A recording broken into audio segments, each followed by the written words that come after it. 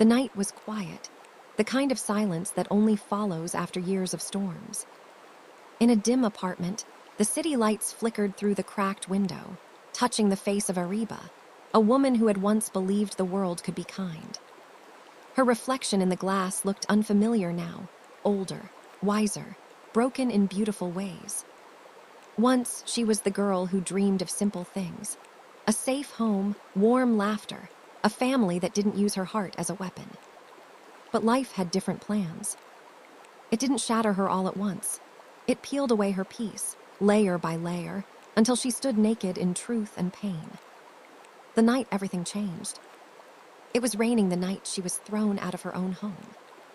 The world outside was ruthless, but not as cruel as the people inside. She held her mother's old scarf tight against her chest, the last thing left from the woman who taught her that kindness is not weakness, but not everyone deserves it. When she stepped onto the street that night, she wasn't just leaving a house. She was leaving behind every illusion she ever believed in.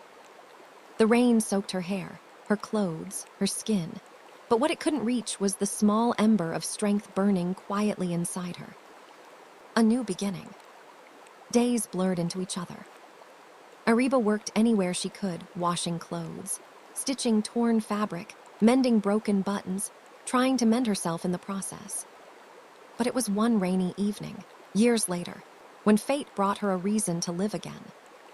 Under an old building's broken roof, she found a little girl, trembling, drenched, crying. Her name was Hina.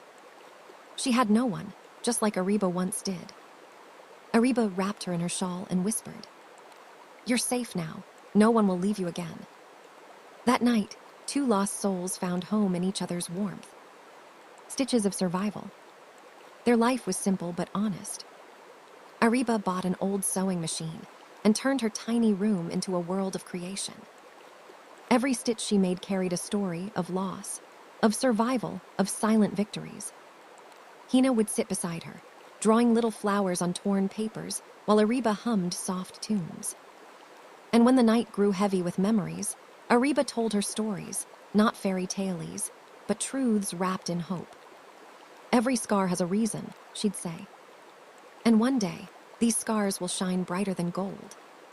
Slowly, word spread about the woman who stitched clothes with the precision of pain and the tenderness of love.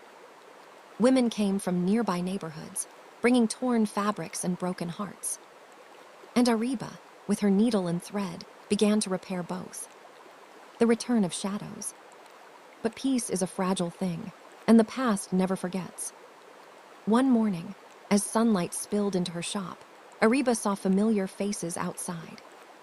Her old friends, the ones who had betrayed her. They were smiling now, but not the kind of smiles that came from warmth. These were the smiles of people who hated seeing her rise. They whispered rumors, tried to poison her name, to shake the foundation she had built. But this time, Ariba didn't flinch. She looked them in the eye and said, "You taught me pain, and for that I thank you, because pain made me unstoppable." The fire in her voice burned through their lies. They left, but the echoes of her strength remained in every corner of that small street. Roshni Stitch House. Months later, a new sign appeared above her shop. Roshni Stitch House, where wounds turn into art. It wasn't just a business. It was a home for every woman who had been told she wasn't enough. A place where stories were mended like torn fabric, one thread at a time. Hina, now older, stood beside her, her hands gentle yet strong like her mother. She looked at Ariba and said, "You turned pain into power, Ami. Maybe we can help others do the same." That was the birth of Gari Roshni Foundation, a safe house for women who had nowhere to go. Women who came there found not just shelter, but a mirror, one that reflected strength they had forgotten existed. The woman who became light. Years passed.